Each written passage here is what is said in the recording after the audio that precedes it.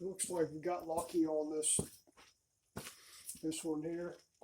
This is the left one.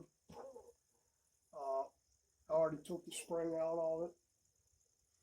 And I'm just trying to break it loose. And it looks like I got the damper red. It's coming right out. And it is coming out, so put a little pressure on it like that right there. I just heard the tube drop, so that's good. It actually came out of the tube there. And I'll show you that in a minute. We're just going to flip it back over here. Take the cap back out. And that's our tube right there. Slides right out.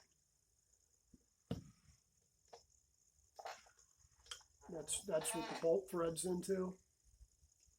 The damper rod, and what will happen with a lot of times no spring pressure on there, this thing will just spin inside of there, and you use an impact or whatever to get it off, and it'll just spin and spin and spin.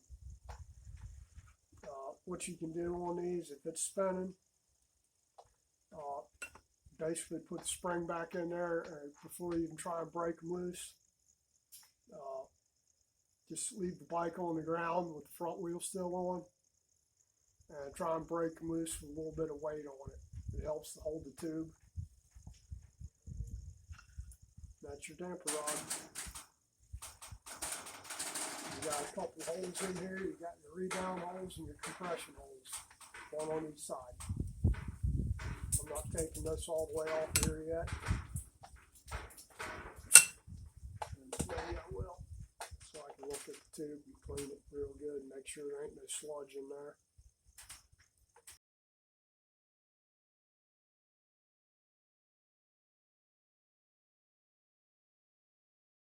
Slides off there.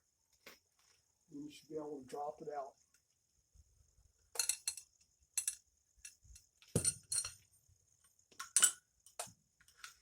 That's your damper rod tube.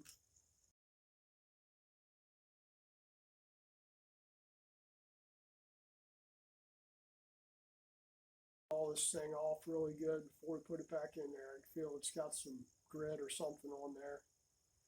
Dirt, grit, whatever. So we're going to clean that off. Clean the fork tube out real good, and we'll clean the spring too. Make sure your top out spring's in there. Right there.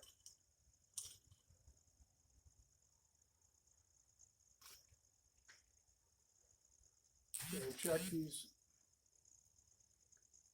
Check your damper rod's little piston spring right there. It's just a little fiber spring on there.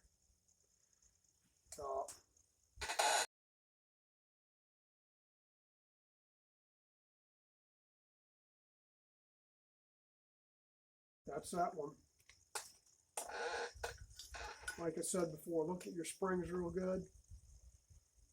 If you have uneven spacing on the spring, or they're like really sometimes pulling out of there and they're actually bent like that, if it's got bends in it at all, replace it.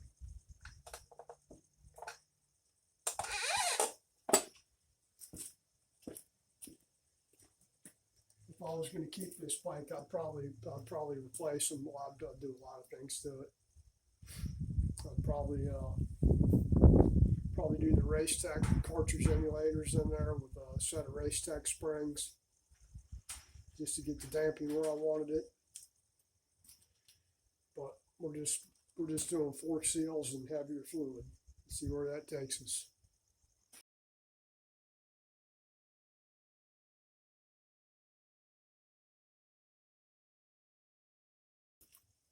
All right, that's it for that. Let's pop these seals out of here.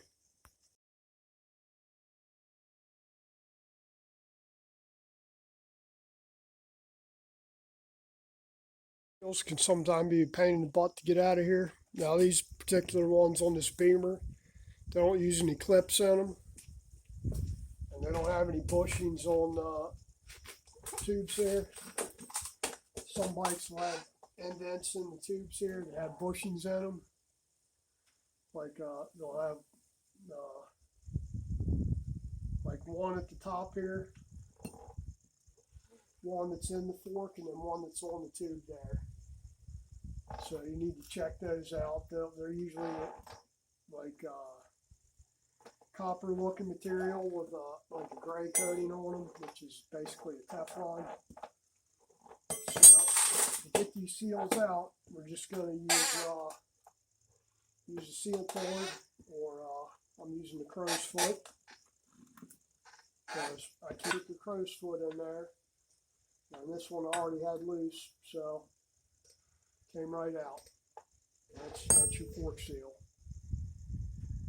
And if you're doing, if you're doing both forks, you can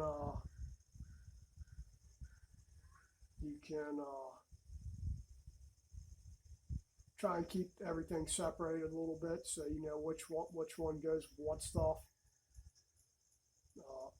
Just separate them. So like this is